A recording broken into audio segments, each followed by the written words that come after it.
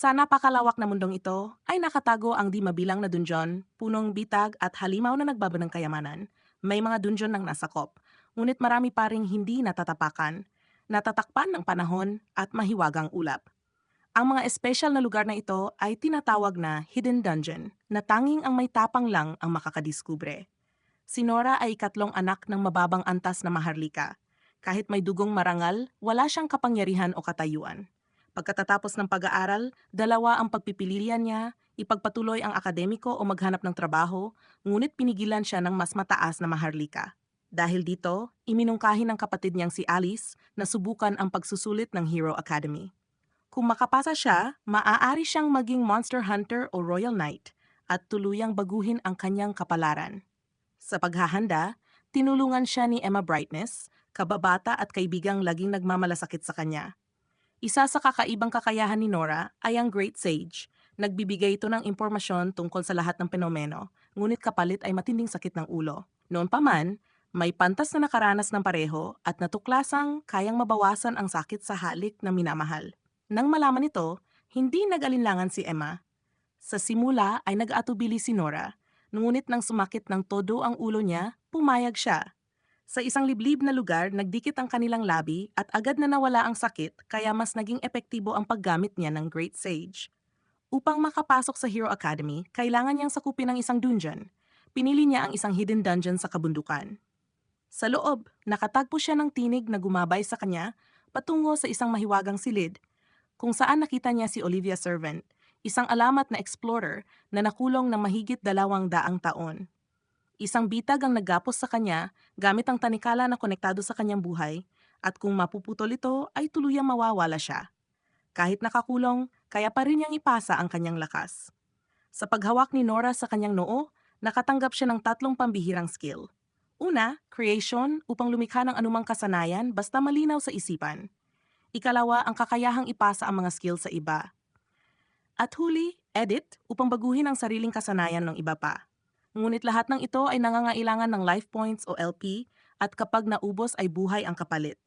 Ang tanging paraan upang muling mapuno ang LP ay sa pamamagitan ng pag-enjoy sa kaligayahan ng buhay, lalo na ang malalapit na sandali sa mga dalaga. Nagsimula siya na may 550 LP at agad itong sinubukan.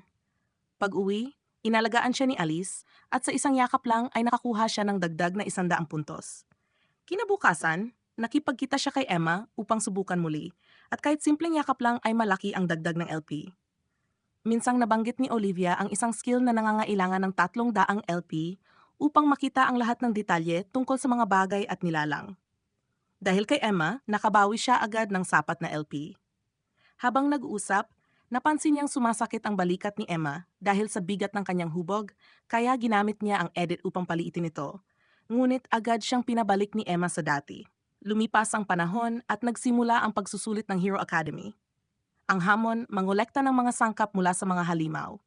Bawat grupo ay binubuo ng 3 tao at laking gulat ni Nora nang makita niyang nagparehistro rin si Emma. Para sa pagsusulit na ito, kung magiging estudyante si Emma, ay hindi na siya makakasama kay Nora tulad ng dati.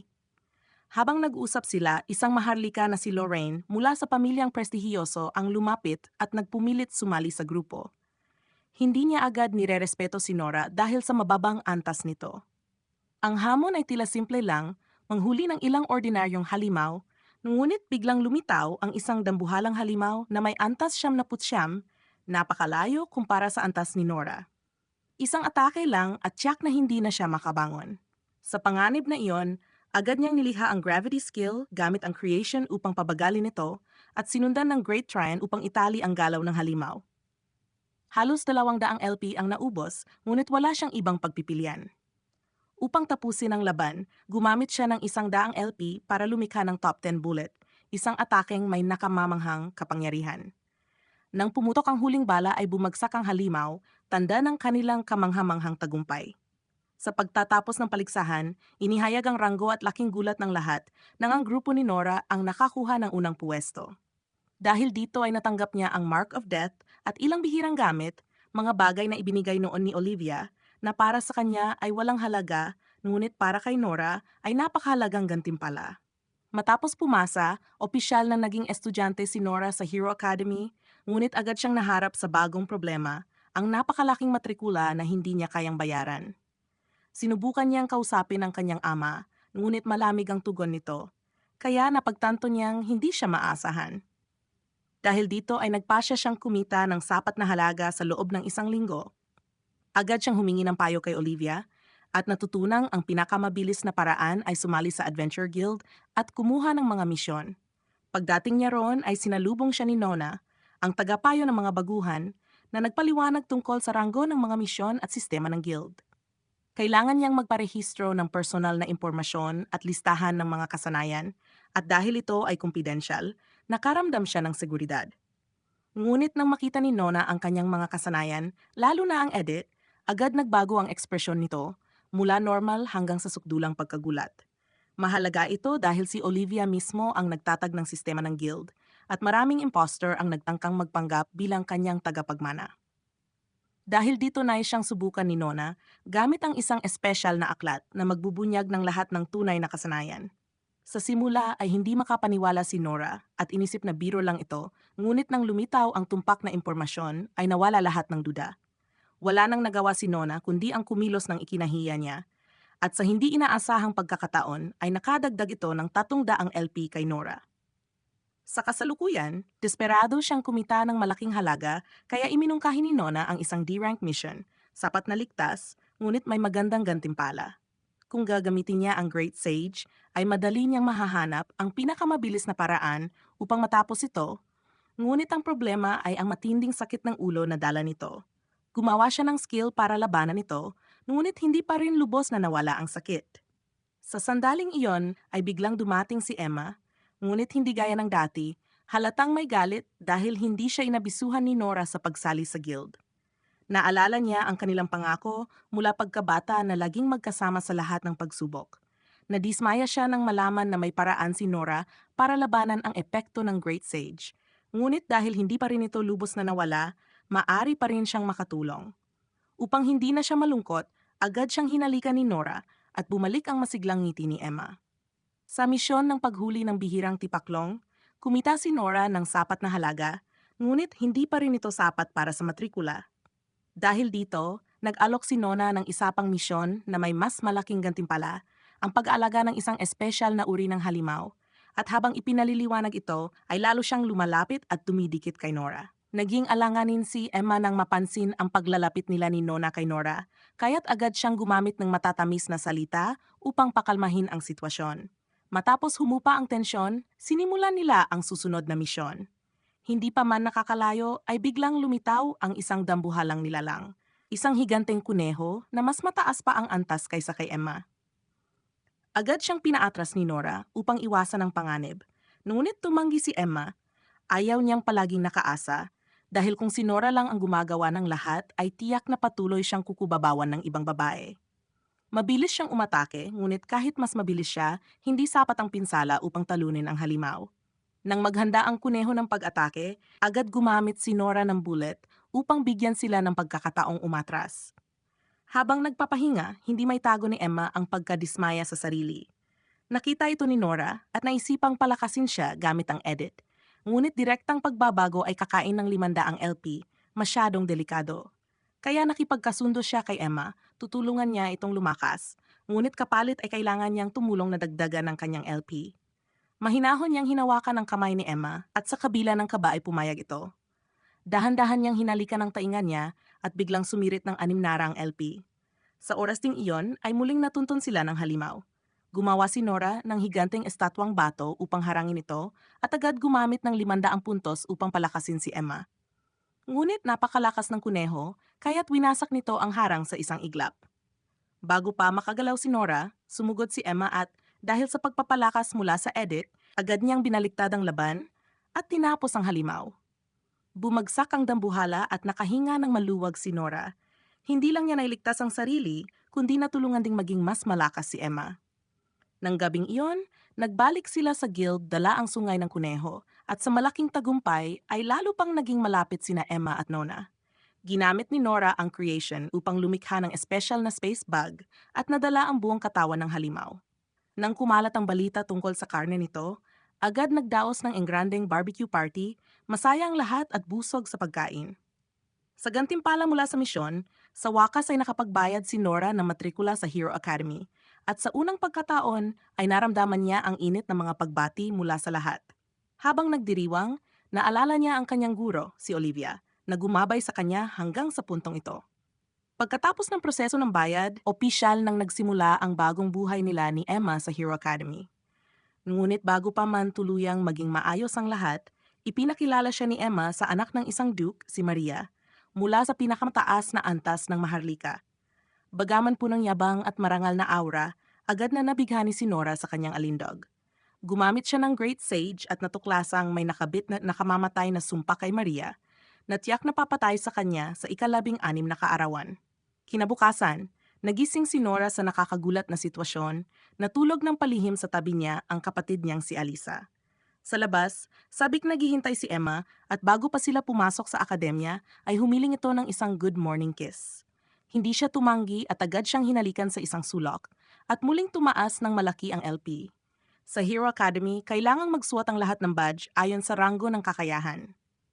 Bagaman hindi na mahalaga ang sistemang Maharlika sa loob, marami pa rin ang tumitingin ng mababa kay Nora bilang galing sa pamilyang mababa ang ranggo. Ngunit ikinagulat niya ang ugali ni Maria, walang pangungutya, bagkus ay kusa siyang nakipag-usap. Bagaman panandalian, sapat iyon upang malaman niyang iba si Maria, marangal sa dugo, ngunit busilak ang puso, sa kabila ng sumpang nagbabantang pumatay sa kanya. Nagsimula na ang unang klase at ipinakilala sa lahat ang kanilang instruktor sa paksasanay. Si Anaho ay isang babaeng mandirigma na minsang naging bayarang sundalo. Hindi tulad ng ibang guro, kilala siya sa kanyang istriktong estilo, at ang mga hindi nagsasanay ng mabuti ay may kaparusyahan na ayaw maranasan ni Numan. Ngayon, ang klase ay tungkol sa self-defense dahil laging may panganib ng halimaw at tulisan sa paligid ng siyudad. Inutusan si Nora na atakihin si Anaho ng buong lakas. Bago umatake, ginamit niya ang Great Sage upang suriin ang lakas nito at nang lumabas ang impormasyon ay naunawaan niya kung gaano ito kalakas.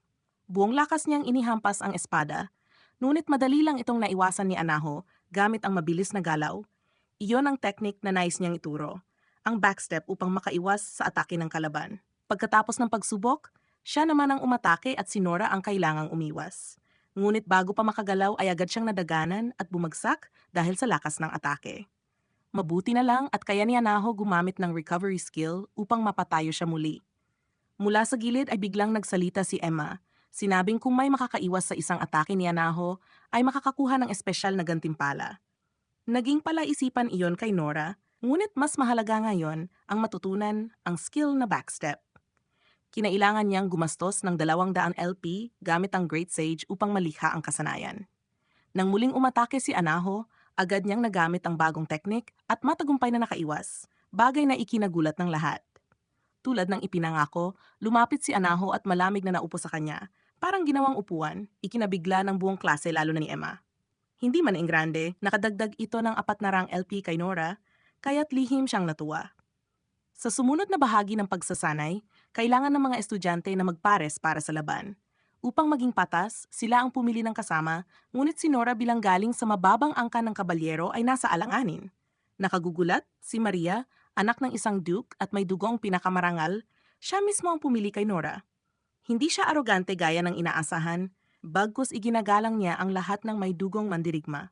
Ang kanyang aksyon ay ikinabigla ng iba, lalo na ni Emma na hindi maitago ang inis.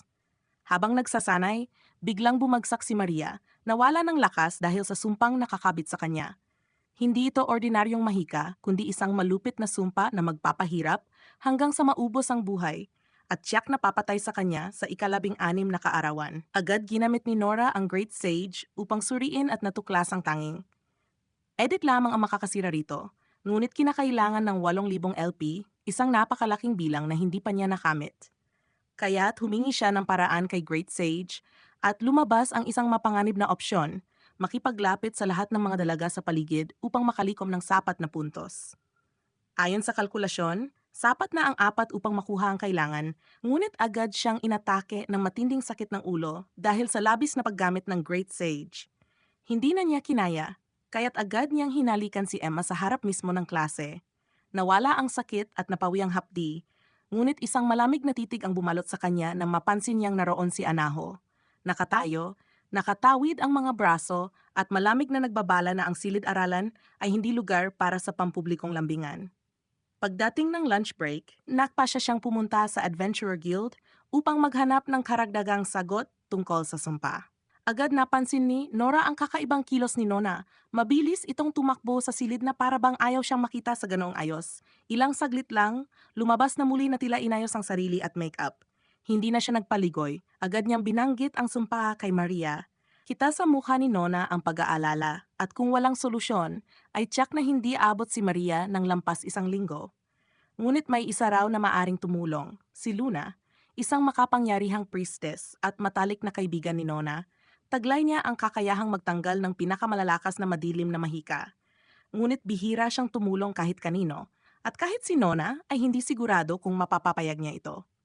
Gayunman, hindi susuko si Nora dahil sa lahat ng taong tumanaw sa kanya bilang mababa, si Maria lang ang tanging tumingin ng patas, kaya't kahit anong sakripisyo handa siyang iligtas ito. Bago sila tumungo kay Luna, dumaan muna si Nora kay Olivia para humingi ng payo. 2 linggo na ang lumipas mula nang huli silang nagkita at halatang hindi natuwa ang kanyang guro. Nakahalukip-kip si Olivia, matalimang titig na parabang naninisi. Mabilis siyang nagpaliwanag at matapos makinig, hindi na ito nagulat. Karaniwan sa mga maharlika ang maapektuhan ng ganitong sumpa at kadalasan ay kinakailangan ng napakalaking life points para maalis. Ngunit kung may priestess na sapat ang lakas, mas mapapadali ang lahat. Sa paglalarawan ni Nora, hinala ni Olivia na ang priestess ay isang elf. Ang lahing may pinakamatitinding kakayahan sa purification, at kung totoo man may paraan upang mabilis siyang makalikom ng puntos. Ngumiti ito ng palihim at binigyan siya ng bagong skill, Perverted Luck. 300 LP lang ang halaga, ngunit ang epekto higit pa sa inaasahan. Ang skill na ito ay naglalapit kay Nora sa mga sitwasyong intimate na nagreresulta sa mas maraming puntos. May alinlangan si Nora ngunit sinubukan niya pa rin. Paglabas ng silid, nasa lubong niya si Emma na sasama sana sa kanya. Ngunit biglang dumaan ang pusang gala, nawalan siya ng balanse at aksidenteng bumagsak kay Emma. Sa mismong sandali, agad siyang nakakuha ng 300 LP. Bago pa siya makabawi, humampas ang malakas na hangin at bahagyang tumupi ang kapa ni Emma. Eksaktong dumaan si Luna at sa aksidenteng pagkahawak sa kamay nito, lalo pang tumaas ang puntos niya. Natigilan si Nora, gulat sa kahindik-hindik na bisa ng Perverted Luck. Sa loob lang ng ilang minuto, mas marami pa siyang puntos kaysa lahat ng nakalipas na pagsubok.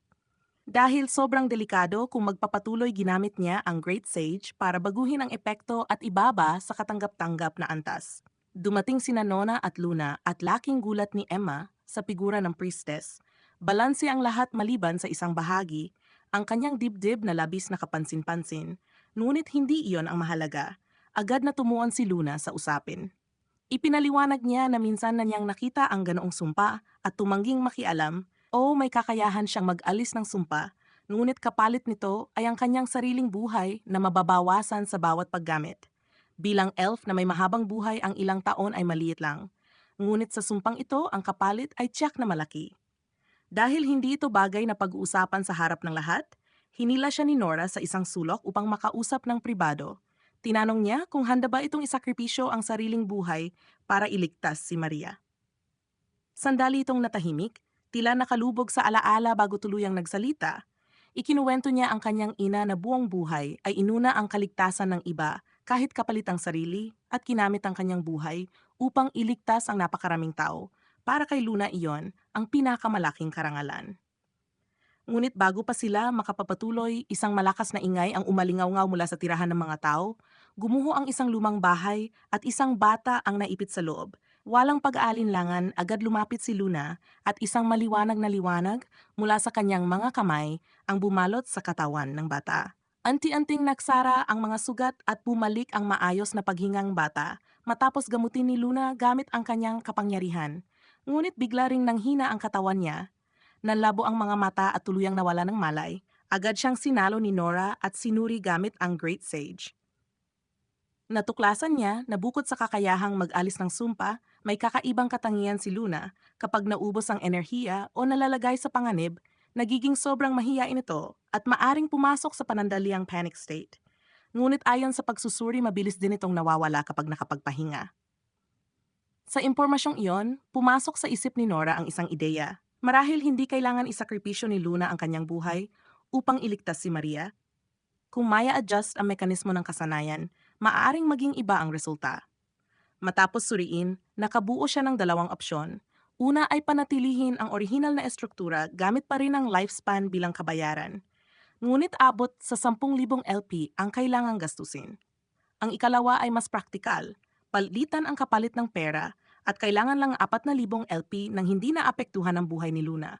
Mas magaan ito, ngunit kulang pa rin si Nora sa puntos. Kaya't iminungkahi niyang maghanap ng mabilis na paraan upang makalikom. At dito binanggit ni Nona ang isang kakaibang kaganapan sa pagtatapos ng linggo. Isang mayamang maharlika ang regular na nag-organisa ng pagtitipon na tinatawag na Showing Off My Harem. Napakunot ang noo ni Nora. Ayon kay Nona, ang maharlika ay may masamang karanasan sa mga taong may sariling harem. Kaya't ginagawa niya ito upang kutyain at siraan ang mga nakapalibot sa maraming babae. Sa wakas dumating ang araw ng event, nang ipakita ng unang grupo ang kanilang harem, na nahimik ang buong bulwagan, ngunit hindi paghanga, kundi pagkasok lamang na mutawi. Mula itsura hanggang ayos ng kasuotan, lahat ay nakakadiri ayon sa karamihan. Agad silang binigyan ng mababang marka at tinanggal sa kompetisyon at sumunod pang mga grupo ay hindi rin pinalampas ng matinding batikos. Ngunit biglang lumitaw ang isang grupo ng adventurers mula sa ibang guild, malalakas at may kahanga-hangang harem, kaya't kahit gustong manlait ng karamihan ay walang naglakas loob. Lahat ng mata ay napunta kay Nora at sa mga babaeng kasama niya, sabi kang lahat kung malalampasan ba nila ang nasaksihan. Si Emma, ang unang lumapit, simple lang ang pagpapakilala, ngunit agad niyang nahatak ang atensyon ng lahat, ang kanyang kumpiyansa at aura ay nagpasigla sa buong lugar. Sumunod si Luna, taglay ang elegante at banayad na kagandahan, halos nakalimutan ng marami ang kanilang hangarin na mangutya, at tuluyan silang nahumaling. Huli si Nona, may maselang ganda at matamis na tinig na nakapagdulot ng katahimikan. Lahat ay nakinig ng walang reklamo, at mula sa panlilibak na palitan ito ng purong paghanga. Nang ianunsyo ang resulta, halos perpekto ang score ni Nora at mas mataas kaysa kaninuman. Ngunit ito pa lang ang simula, ang tunay na hamon ng event ay nasa susunod na round. Hindi lang pagpapakita ng ganda, kundi pagpapahayag ng tunay na lambing ayon sa tatlong magkakaibang senaryo. Matapos mag-usap, nagpasya ang tatlong babae na itago ang plano upang maging sorpresa ang kanilang performance. Nagsimula ang unang eksena, kunwari nagyayelo si Nora at kailangan nilang painitin, ngunit mabilis na naging kakaiba ang eksena dahil sa sobrang pag-aalaga at pakiramdam ng lahat ay nanonood sila ng isang nakakaantig na palabas kaysa isang paligsahan. Nang mapansin nilang hindi na angkop ang eksena, agad silang lumipat sa ikalawang senaryo. Si Nora ay may sakit at kailangan ng pag-aalaga, gumamit sila ng tinapay bilang props. Simpleng sitwasyon, ngunit ang matatamis na titig ng mga babae ay sapat upang hindi makalingon ang mga manonood. At nang maging sobrang tamis ang eksena, ay hindi na nakatiis ang ilan at pinaspasan na lamang ang proseso upang makapunta sa huling bahagi. Ito ang pinakamahalaga, kung saan dapat patunayan ni Nora na higit ang kanyang harem kaysa sa lahat, ngunit wala siyang ideya kung paano ito gagawin. Habang nalilito pa siya, bigla siyang nilapitan ng tatlong babae at sabay na humalik sa kanyang mga labi, ikinagulat ng buong bulwagan. May ilan sa mga manonood na nakaramdam ng matinding selos at halos hindi na makayanan, kaya't napilitan ng mga tagapag-ayos na ibigay lahat ng gantimpala kay Nora at tapusin agad ang kaganapan. Bagamat magulo ang emosyon, malinaw na ang tagumpay ay nasa kanya. Sa gantimpalang salapi at sa alagang ibinigay ng tatlong babae, nakalikom siya ng sapat na life points upang i-activate ang edit skill. Noong una, sinabi ni Luna na halos imposible ang pagtanggal ng sumpa kay Maria.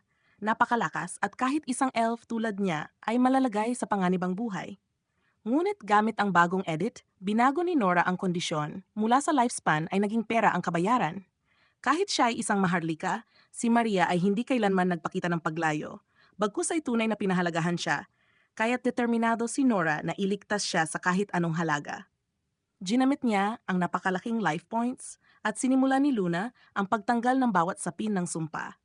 Unti-unting nawala ang sakit na matagal nang bumabalot kay Maria at gamit ang inspection skill, nakumpirma ni Nora na tuluyan ng nabura ang sumpa. Hindi alam ni Maria kung paano magpapasalamat. Para sa kanya ito ay hindi lamang utang na loob, kundi kaligtasan ng buong buhay, at dahil dito nagpasya siyang ilaan ang oras niya upang suklian ang kabutihan ni Nora. Gayunman, hindi mapakali sina Emma at Nona. Ramdam nilang tuluyang nahulog si Maria kay Nora at hindi iyon nakapagtataka dahil maski si Luna ay naantig na rin. Malinaw, napakalakas ng hatak ni Nora sa mga babae. Pagbalik niya kay Olivia, ikinuwento niya ang lahat, bahagyang tinaasan ng kilay ng guro, halatang may halong pagsiselos. Mukhang marami ka nang nahalikan ngayon, biro nito, at dagdag pa na tila hindi patas dahil siya lamang ang wala pa. Bagamat nais niyang siya ang mauna, hindi pa niya magawa, bagay na nagdulot sa kanya ng inis. Nakita iyon ni Nora, kaya't yumuko siya at hinalikan siya sa noo, hindi man lubos na nasiyahan si Olivia ay tinanggap niya at nagbiro pa. Kapag sanay ka na sa kanila, bumalik ka rito at halikan mo ako ng maayos. Kinabukasan, laking gulat ni Nora nang makatanggap ng malaking halaga mula kay Maria. Tanda ng pasasalamat, kalahati nito ay plano ni Luna para sa pagpaganda ng healing area, habang ang natitira ay hindi alam ni Nora kung saan gagamitin. Agad itong napansin ng kanyang ama at iminungkahing siya ang humawak, ngunit walang pumayag dahil tiyak na mauwi iyon sa pagsusugal.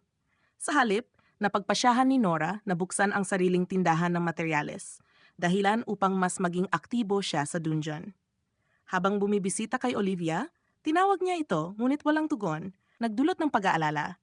Biglang gumawa ng kakaibang tunog si Olivia, dahilan upang mataranta si Nora, ngunit natawa ito at umamin na nagbibiro lang.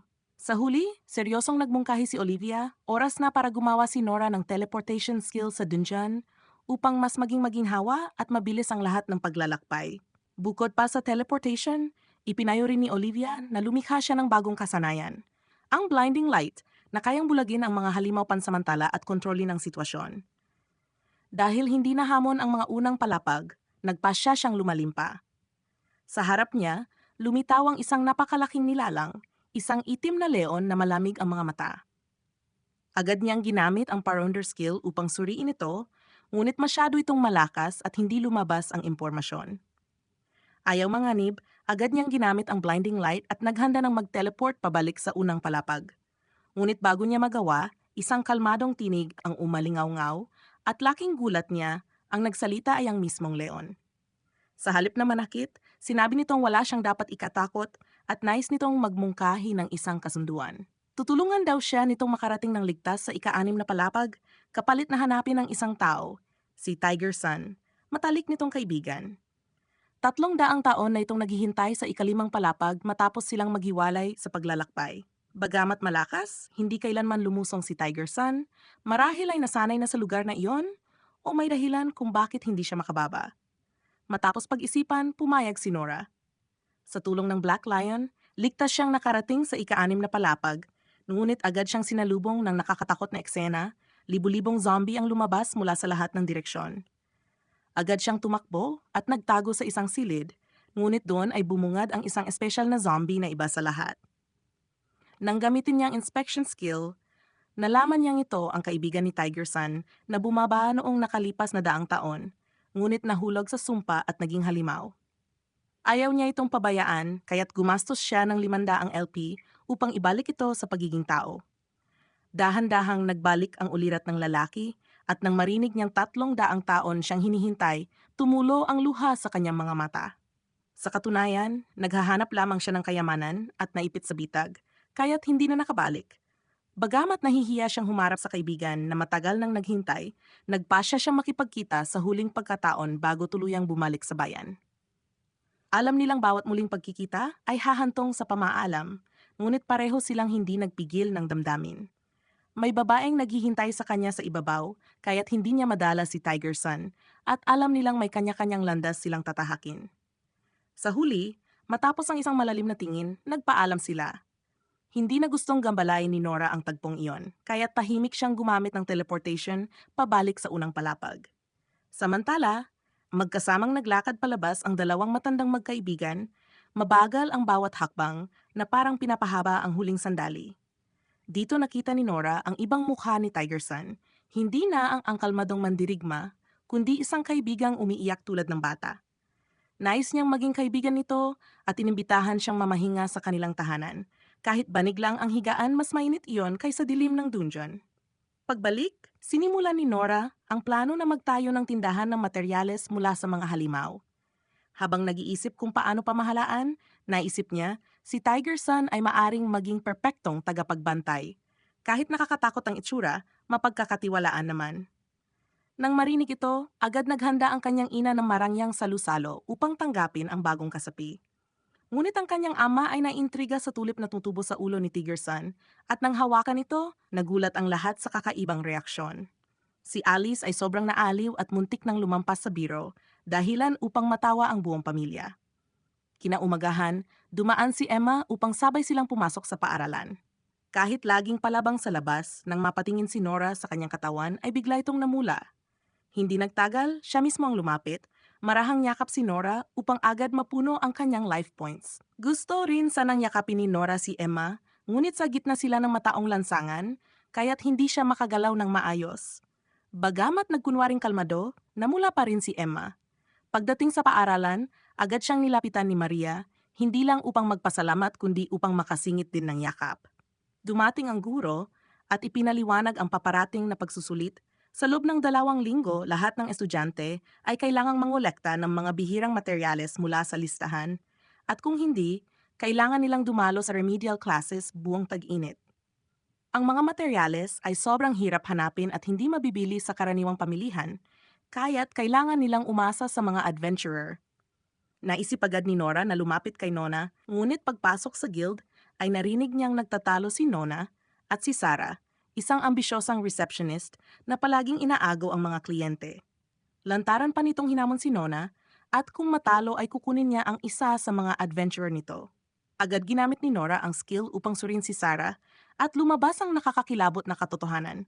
Puno ito ng kasanayang nakatuon sa pang-aakit ng mga lalaki. Kung mauwi kay Sarah ang posisyon, hindi niya alam kung anong kapalaran ang naghihintay sa kanya.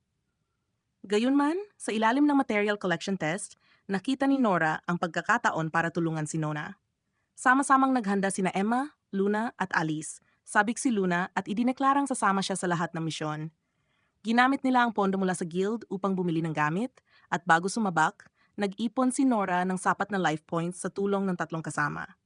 Pagdating sa teritoryo ng dragon, ginamit niya ang Great Sage upang tukuyin ang lokasyon nito. Kasunod ang matinding sakit ng ulo na agad pinawi ni Emma sa isang halik sa noo. Mabilis nilang inilatag ang mga bitag at si Nora mismo ang nanggising sa natutulog na halimaw. Galit itong sumugod at eksaktong nahulog sa trap area. Sabay-sabay na umatake sina Emma at Luna upang bulagin ang kalaban. Sa perpektong koordinasyon, bumagsak ang dragon at nakolekta nila ang lahat ng materyales. Ang sobra ay binigay kay Nona para sa laban kontra kay Sarah. Salamat dito, malayo ang puntos ni Nona, ngunit hindi basta sumusuko si Sarah. Naghanda rin ito, kaya't bahagyang hindi pabor ang resulta. Lalong ikinagulat ni Nora ang hitsura ng mga adventurer ni Sarah. Parang mga bangkay na pinilit hanggang tuluyang maubos, malinaw na hindi dalisay ang gantimpalang ibinibigay nito. Matapos ang pansamantalang pagtatapos ng kompetisyon, dinala siya ni Nona sa isang pribadong silid at ibinigay ang listahan ng mga espesyal na misyon. May kaakit-akit na kondisyon, kung matapos niya ang isa, bibigyan siya ng karapatang hawakan ang alinmang parte ng kanyang katawan. Bago pa man magsimula, nais pa ni Nona na siya'y pasayahin bilang gantimpala. Ngunit imbes na agad tanggapin, nagpunta si Nora kay Olivia upang humingi ng suporta para sa paglalakbay sa ikapitong palapag. Kailangan niya ng bagong kasanayan, kaya't pinag-eksperimentuhan niya ang pagsasanib ng magic. Pinagsama ang stone bullets at cremation upang lumikha ng kakaibang mahika na siya lamang ang makakagamit. Una niyang sinubukan sa mga zombie at agad niya itong nilipol. Hindi nagtagal, nakarating siya sa ikapitong palapag at laking gulat niya. Isang madilim na kagubatan ang bumungad, puno ng tensyon at nagmamasid na mga matang hayop. Habang patuloy siyang naglalakbay, bigla siyang hinarang ng isang maliit na figura, isang batang babae na hindi inaasahan. Ang itsura nito ay kopyang-kopya kay Emma. Mula sa buhok, mga mata hanggang sa inosenteng ekspresyon, kamukhang-kamukha ito ni Emma, dahilan upang mabigla si Nora. Ang maliit na bata ay nagmakaawa, desperado ang tinig, kung magpapatuloy pa ito ay hindi na niya kayang mabuhay. Para bang hindi sapat, nagsimula pa itong magpa-cute na alam ang kahinaan ni Nora. Unti-unting lumabas ang katotohanan, hindi pala tao ang batang ito kundi si Doji, isang higanteng puno na siyang tagapamahala ng kagubatan. Gamit ang kanyang espesyal na kasanayan, kaya niyang makita ang lahat ng nagaganap dito at sinadya niyang lumitaw bilang bata upang mas mabigyang pansin. Isang masamang nilalang ang sumisipsip ng kanyang lakas, dahilan upang unti-unti siyang manghina at mawala ng laban. Kung handa siyang tumulong, ibibigay ni Doji ang lokasyon ng isang nakatagong kayamanan at gagabayan siya pababa sa ikawalong palapag. Batid ni Nora ang halaga nito na makatutulong kay Nona sa tunggalian laban kay Sarah. Pinangunahan siya ni Doji sa kanyang tunay na katawan, isang sinaunang puno na halos mawalan na ng enerhiya, at sa mga ugat nito nakadikit ang isang nilalang na kumakain ng kanyang buhay. Mas malakas ito kaysa lahat ng halimaw na nakaharap niya. Malamig ang aurang ibinubuga. Kung lalapit siya ng walang plano, tiyak na magiging biktima lamang siya. Habang patuloy na sinipsip ang lakas ni Doji, namutla ang anyo niyang tao at ang mga matay puno ng sakit at takot. Wari isang batang walang laban. Hindi matiis ni Nora, naalala niya ang mga sandali ng kabataan kung saan walang magawa upang protektahan ang mahal niya, at muling sumiklab ang kagustuhang ipaglaban sa kahit anong halaga. Sa pasasalamat, banayad na hinalikan siya ni Doji sa pisngi, ikinagulantang niya sandali. Kung nakita ito ni Olivia, siguradong magrereklamo ito ng walang tigil. Naalala niya ang mga payo ng kanyang guro at biglang pumasok sa isip ang isang plano. Una, ginamit niya ang targeting skill sa pugad ng gintong bubuyog, saka naman inakit ang 7 ligaw na lobo upang magsalpukan ang dalawang grupo. Nagsimula ang kaguluhan, ngunit habang abala ang mga halimaw, patuloy pa ring sinisipsip ng kalaban ang lakas ni Doji. Hindi na siya nag-aksaya ng oras, sumugod siya at inatake ang halimaw. Napaligiran siya ng mga lobo, ngunit mabilis niyang inilayo ang atensyon nila sa mga bubuyog, at sa tindi ng labanan, parehong nawasak ang mga lobo at bubuyog. Doon nakita ni Nora ang pagkakataon. Pinagsama niya ang tubig at kidlat upang lumikha ng napakalakas na atake. Dumaloy ang mataas na boltahe sa nilalang at winakasan ito. Tapat sa pangako, dinala siya ni Doji sa nakatagong silid sa kagubatan, kung saan natagpuan niya ang kayamanan. Kabilang dito ang Wind Element Stone, bagay na akmang-akma sa mahika ni Maria. Agad niyang dinala ang mga gantimpala sa guild at iniabot kay Nona. Eksaktong araw iyon ng anunsyo ng Rango at lalong naging tensyonado ang laban. Nang umabot sa huling dalawa, nakaharap niya ang kinatawan ni Sarah. Sa ilalim ng masusing tingin ng Guildmaster, inanunsyo ang resulta. Si Nora ang nagwagi, hawak ang pinakamataas na posisyon. Ibig sabihin, wala nang karapatan si Sarah na kunin ang sinuman mula sa kanya. Ngunit sa halip na magalit, mahinahon siyang lumapit kay Nora at iniabot ang isang maliit na piraso ng papel. Nakasulat doon ang eksaktong address ng silid ni Sarah. Kinaumagahan, ibinigay agad ni Nora ang Wind Element Stone kay Emma at sa sandaling maramdaman niya ang kapangyarihang nakapalob dito, agad na nagbago ang kanyang katawan. Malaki ang itinaas ng kanyang lakas at natutunan pa niya ang dalawang bagong kasanayan. Habang obserbado pa ni Nora ang epekto ng regalo, biglang nagsalita si Emma. Inimbitahan siyang dumalo sa isang ingrandeng salusalo sa kanilang mansyon at gusto pa niyang sumayaw kasama siya. Ngunit may kasamang babala ang kanyang mga mata. Paano raw kung dumating ang oras na siya'y agawin ng masasamang tao at mapilitang gumawa ng bagay laban sa kanyang kalooban? Mananatili pa rin ba si Nora sa tabi niya? Iniwan siya ni Emma na nag-iisip sa bigat ng tanong. Nang sumapit ang araw ng handaan, may dumating na sulat-banta mula kay Phantom, ang kilalang magnanakaw. Malinaw na may mahalagang bagay siyang pakay sa mansyon ng mga Brightness. Upang tiyakin ang kaligtasan, maraming adventurer ang inarkila, kabilang na ang isang dalaga kasing edad ni Nora, ngunit may napakataas na antas. Sa pagdiriwang, kumislap ang mga chandelier at napuno ng ingay at musika ang bulwagan. Lumapit ang isang binatang maharlika kay Emma upang yayin siyang sumayaw, ngunit paulit-ulit siyang tinanggihan. Nang malaman ng binata ang koneksyon ni Nora at Emma mula pagkabata, nagbago ang kanyang tingin at agad naghamon ng sayawan. Ang mananalo raw ang may pribilehiyong makipag-date kay Emma. Hindi sana papatulan ni Nora ang ganitong bagay, ngunit ang ideya na makita si Emma na masayang nakikipag-usap o naglalakad ng magkahawak kamay sa iba ay hindi niya kinaya. Tinanggap niya ang hamon.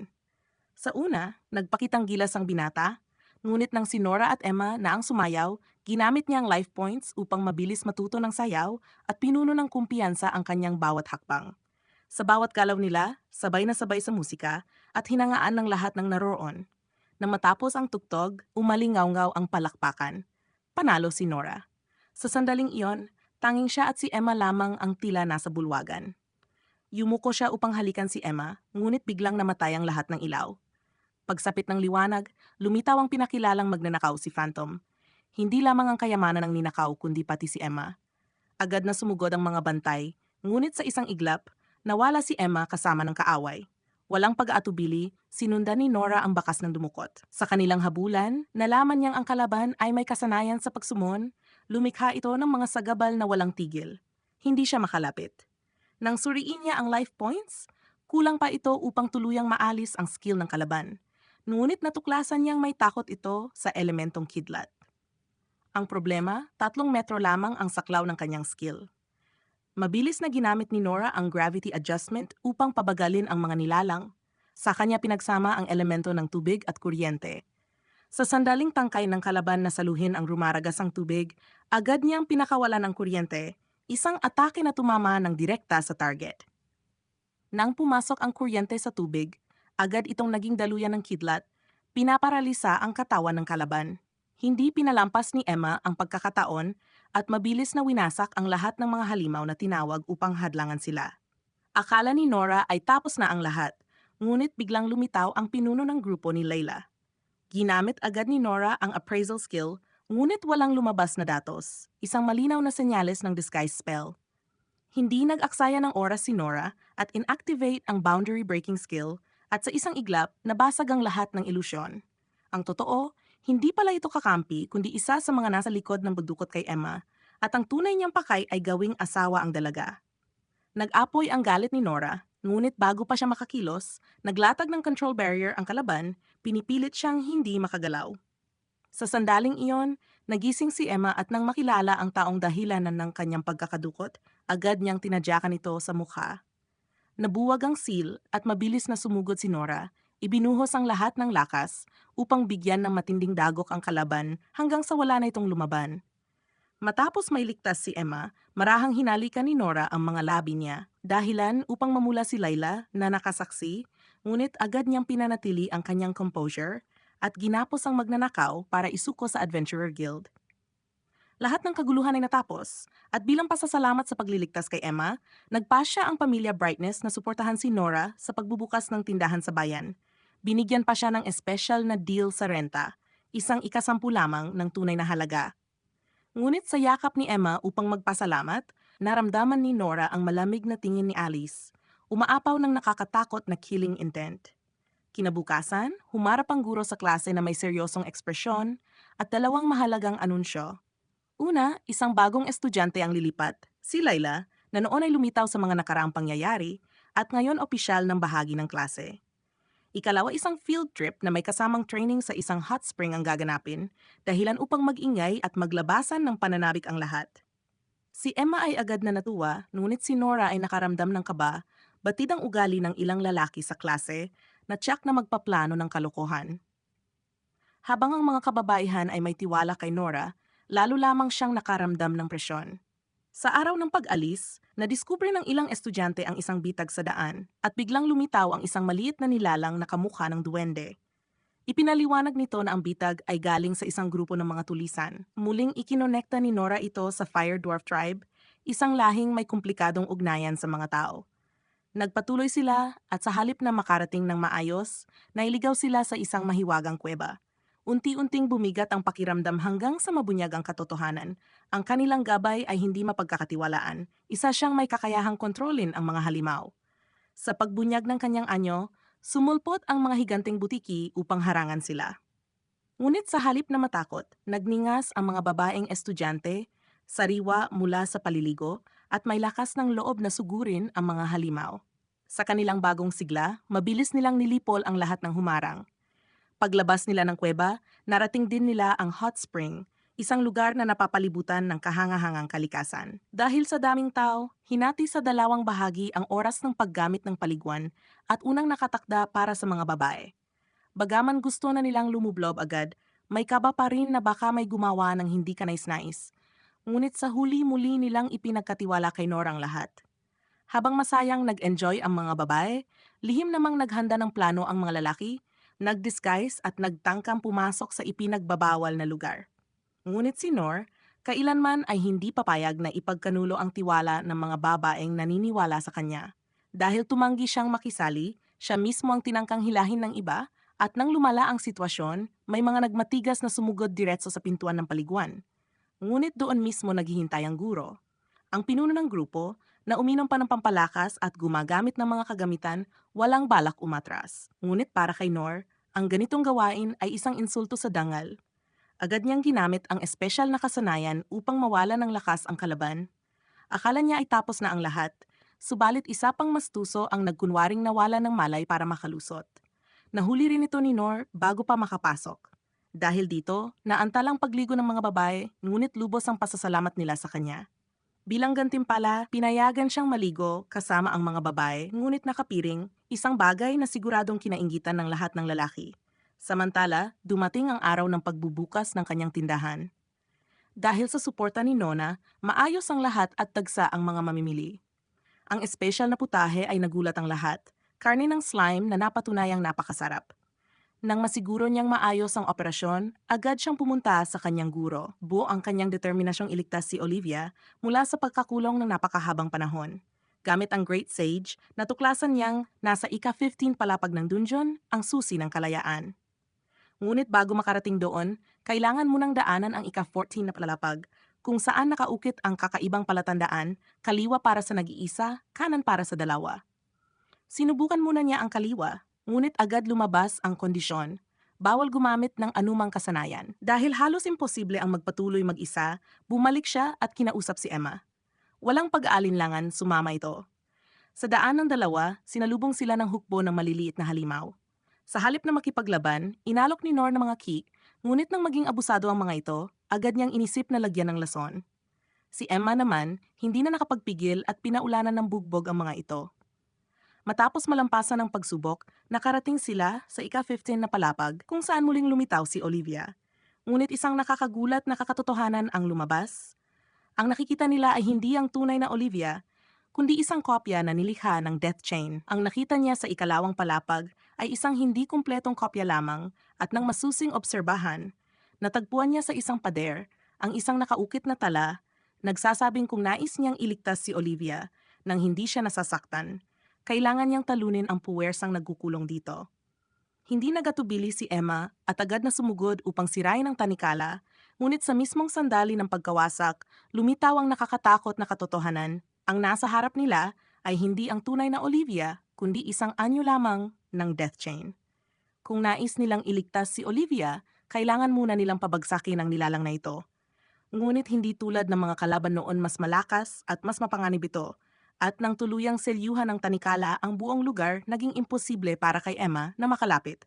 Sa desperadong sitwasyon, gumawa si Nor ng matapang na desisyon, ginamit niya ang dungeon teleportation upang makatakas at bumalik sa unang palapag. Doon ipinakilala niya si Emma sa tunay na Olivia, ngunit hindi pa rin nawala ang bigat sa kanyang dibdib. Kung ang Death Chain ay talagang may kakayahang kopyahin ang lakas ni Olivia, magiging isang napakahirap na labang darating. Sinubukan niyang tanungin si Olivia tungkol sa mga kahinaan ng kopya, ngunit sa halip na sagot pinayuhan siya nitong sumuko. Para kay Olivia, sapat na ang makita siyang lumalaban ng buong puso, ngunit mas lalo lamang nitong pinatibay ang kanyang determinasyon. Kailangan niya ng dahilan. Ang dahilan kung bakit laging nasa tabi niya si Olivia, nagtuturo nagbibigay ng kaalaman at walang tigil na tumutulong kahit wala siyang maibalik. Kung wala si Olivia, baka iba ang kahihinatnan niya ngayon, at dahil dito hindi niya matatanggap na manatilitong bihag magpakailanman. Kinabukasan nagsimula siyang magsaliksik tungkol kay Olivia, umaasang may matuklasang pahiwatig para sa nalalapit na labanan. Natagpuan niya ang tala ng isang matinding labanan noon kung saan nakaharap ni Olivia ang isang makapangyarihang pari at nagwagi. Ang pari ay may natatanging kakayahan sacrifice, isang skill na nagsasakripisyo ng ibang lakas upang bigyan ng napakalakas na kapangyarihan ang gumagamit sa maikling oras. Doon niya naunawaan iyon ang tanging susi upang makaharap ang kopya ni Olivia. Ngunit bago sumabak, kailangan muna niyang itaas ang sariling antas at kakayahan. Gayunpaman, hindi na siya binigyan ng pagkakataong maghanda, biglang nakatakas ang kopya ni Olivia mula sa dungeon at diretsong pumunta sa kanyang kinaroroonan. Ang layunin nito ay malinaw, puksain ang sinumang maglalakas loob na tumuntong sa ika-15 palapag. Samantala, ang tunay na Olivia, ay nananatiling nakakulong, patuloy na pinahihirapan ng walang tigil na sakit. Hindi na kayang manood lang ni Noor, kaya ginamit niya ang sacrifice, isinakripisyo ang tatlo sa kanyang pinakamahalagang kasanayan para magkaroon ng pambihirang lakas sa maikling panahon. Ngunit kahit ganoon ang agwat sa pagitan nila ay napakalaki, lahat ng kanyang atake ay hindi umabot. Samantalang ang kalaban sa ilang galaw lamang ay nagsimulang manaig. Hanggang sa maparalisa siya ng espada, nitong may katangiang kidlat, hindi lang pinahina ang katawan, kundi sinelyuhan pati ang kanyang reflexes. 2 siglo na ang nakalipas, isang kabataang lalaking kahawig niya ang minsang nagmakaawa kay Olivia na maging disipulo. Paulit-ulit itong tinanggihan, ngunit hindi kailanman sumuko, sinundan siya kahit saan dala ng isang pangakong tinupad para sa namayapang kaibigan na magiging pinakamalakas na adventurer. Bagaman nakakainis ang kanyang pagiging matiyaga, sa huli napilit si Olivia na bigyan siya ng pagkakataon. Isang kondisyon kung kaya nitong sugatan siya kahit kaunti tanggapin niya itong disipulo. Ngunit lahat ng atake ng binata ay nabigo at tapat na sinabi ni Olivia na mas mabuting kalimutan nito ang pampangarap. Gayunpaman patuloy siyang bumalik, hindi para manghingi ng awa, kundi para matuto ng karanasan. Paglipas ng higit 1 buwan, nagsimulang lumambot ang loob ni Olivia, ngunit bago pa man niya tuluyang tanggapin ito, dumating ang malagim na balita, ang binata ay nagbuwis ng buhay upang iligtas ang isang bata mula sa halimaw na lampas sa kanyang makakaya. Kung kahapon lamang ay tinanggap niya ito, marahil hindi ganito ang naging wakas. Simula noon sa loob ng mahigit 200 taon, bitbit niya ang panghihinayang at sakit na iyon. Bạn có muốn mình viết tiếp đoạn climax trận chiến giữa Nor và Death Chain, cũng liền mạch không xuống dòng giống vậy không? Olivia remained in loneliness and regret in the following days. No matter how many battles she went through, no matter how many people she met, no one could replace the deeply engraved figure in her memory until he appeared, someone bearing an excessive resemblance to the young man of the past. It was also for this reason that Olivia decided to pass her skills to him. She knew well that this action couldn't change the past. At least when seeing his smile, she could feel something of the past that remained. Just as his sacrifice effect was about to deplete, the opponent in front of him prepared to deliver the finishing blow, but at the moment the sword was about to come down, Amelia suddenly appeared and rushed in to block. Not only her, but also Nona, Luna, and Layla came to support. Not wasting the opportunity, he immediately activated the edit skill, removing the paralysis state from the sword. At the same time, Layla quickly rushed in to deliver a powerful attack. Although Layla had given her all to confront, the opponent still easily dominated. Without hesitation, she activated a special skill, taking down Layla in the blink of an eye. However, the worst hadn't stopped there. Right after, the surrounding temperature suddenly increased to a terrifying degree, directly affecting all 4 of his companions. Their entire bodies seemed to be burning from within. Each breath became more urgent than ever. Unable to let his teammates suffer more damage, he immediately drew out stone bullets aimed straight at the target in front of him and launched a counterattack. Nevertheless, all efforts became futile. Faced with the opponent's superior controllability, many stone bullets were not only nullified, but also countered extremely quickly. In just a moment, his body was suddenly frozen. Limbs stiffened, making movement extremely difficult. In this life or death situation, a cold voice rang out advising him to give up this meaningless battle. But even if driven to the edge, he never had any intention of backing down. Because the most important goal had not yet been achieved, he couldn't rescue Aurelia. Then all the efforts from before would become meaningless. To defeat the powerful enemy before him, he didn't hesitate to sacrifice all his skills, keeping only 3 important techniques taught by his master. Power immediately increased significantly, yet still not enough to create even the smallest wound on the opponent's body. Noticing this change, she also began to take things more seriously, preparing to deliver the finishing blow. At the exact moment she was concentrating force to prepare for attack, he immediately took advantage of the opportunity to place his entire life force into a single strike. Without hesitation, he poured all remaining strength into that blow. A gigantic energy source exploded, tearing apart the Dark Knight, completely destroying the evil entity blocking the way. Finally, the death chain had been completely destroyed. However, the price to pay was not small. His life points were almost depleted. His body was so exhausted that he couldn't move. Seeing this, all four companions immediately rushed over, providing special care to help him recover. Thanks to that help, his life force quickly stabilized again. When regaining some strength, he decided to move toward Olivia. At this time, the ceiling chain had been completely broken. She was finally free after a long period of imprisonment. Too emotional, he couldn't restrain himself and rushed straight into Olivia's arms. Not only many people around, but even she herself didn't expect that he could be so strong and brave. Perhaps what happened in the battle just now not only changed his life, but also made Olivia's heart waver. If that day he hadn't appeared, then perhaps she would have been imprisoned in the dark dungeon forever. And at this very moment, a new relationship was formed. After everything ended, daily life gradually returned. However, instead of resting, he still continued to train, even being directly guided by Layla on some new techniques. It had to be admitted that these techniques were truly formidable, bringing an indescribable sense of excitement. Not only Layla, but Nona also participated in this special training session, feeling unable to miss the opportunity. Luna immediately volunteered to help, while everyone hadn't yet had time to react. Amelia suddenly approached. She surprisingly placed a kiss on his lips right in front of everyone. But the biggest surprise hadn't stopped there. Amid everyone's confusion, his sister suddenly appeared holding a gigantic sword in her hand, her eyes shining with excitement. Clearly, she also wanted to participate in this special training session